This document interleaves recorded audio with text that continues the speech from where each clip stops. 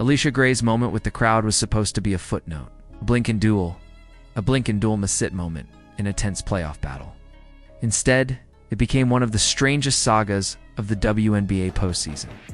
In the middle of a must-win game against the Indiana Fever, Gray turned toward the stands, pointed at a group of fans, and motioned for security.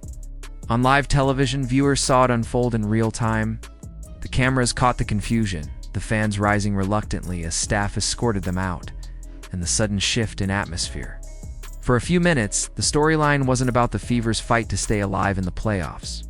It was about a confrontation between a player and the paying public.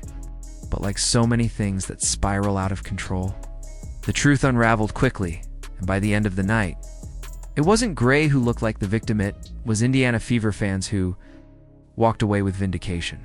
The incident started with nothing more than what witnesses described as light heckling.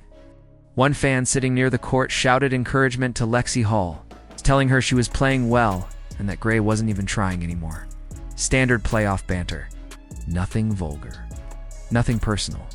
Just the kind of jab athletes have heard since the beginning of competitive sports. But instead of brushing it off or using it as motivation, Gray reacted with visible frustration. She signaled to security, and moments later, the fans were ushered out, leaving the rest of the arena buzzing with questions. What exactly had been said? Why were fans being removed during a playoff game? And most importantly, why did the story start to fracture as soon as the incident was reported? Within hours, competing narratives emerged. Some claimed the fans had crossed a line. Others insisted it was simply noise blown out of proportion. By the next morning, the story completely collapsed. Eyewitnesses confirmed that the fans hadn't said anything inappropriate. In fact, security brought them back to their seats, apologizing for the disruption and essentially admitting there was no wrongdoing. What was painted as a serious issue in the heat of the game was revealed to be little more than frustration spilling over from a player who wasn't performing well. Gray, after all, was struggling that night. Shots weren't falling, momentum was slipping, and Atlanta as a team looked out of sync. Instead of digging in, she seemed to latch on to a distraction. But the move backfired spectacularly. The optics were brutal. Instead of generating sympathy, the dream looked rattled. Instead of focusing on basketball, they created a sideshow that only highlighted their unraveling performance.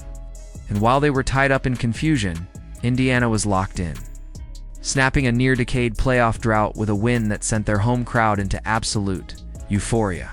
The contrast couldn't have been clearer.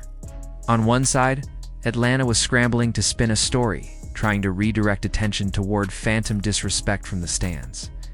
On the other, Indiana was writing history, controlling the floor, improving their resilience without multiple starters.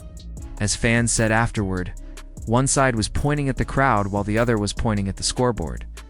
The irony is that the WNBA has been begging for more fan engagement, more ticket sales, more energy in the arenas. Yet here, in the middle of a high-stakes playoff game, engaged fans were literally thrown out for cheering. It didn't sit right with the public. Clips of the incident spread online, with many questioning how professional athletes could call for security over what amounted to basic heckling. Social media branded it a hoax. Fans mocked Gray for being unable to handle the spotlight. Comparisons popped up to past fake controversies, painting the episode as another case of players looking for excuses rather than owning the moment. Meanwhile, Indiana showed the exact opposite mentality. Short-handed and undermanned, they rallied behind Kelsey Mitchell's shooting, Aaliyah Boston's strength inside, and the collective grit of a roster missing Caitlin Clark, Sophie Cunningham, and several key contributors. Instead of folding under the pressure, they leaned on defense, energy, and sheer willpower. The Fever dominated Game 2, sending the series back to Atlanta for a deciding Game 3 with the entire league watching by the end of the night. The fan removal wasn't even the real headline anymore. What mattered was that Indiana reminded the world of what playoff toughness looks like. Fans saw a team that didn't complain, didn't point fingers, and didn't search for distractions. They saw a team that fought possession by possession and gave a city its first playoff win since 2015. The scoreboard didn't lie, and no narrative spin could change that. for Atlanta. The episode with Gray was a self-inflicted wound. Instead of tightening up their defense or rallying together as a group, they looked fragile. And fragility is lethal in playoff basketball. For Indiana, it was validation. Even without their superstar, they carried themselves like professionals who could handle the moment. And as they walked off the floor victorious, it was clear which side had the composure to advance. Game 3 became more than a decider. It was the perfect setup, a clash between a team spinning excuses and a team spinning wins. For the Fever, it was survival and history rolled into one. For the Dream, it was damage control.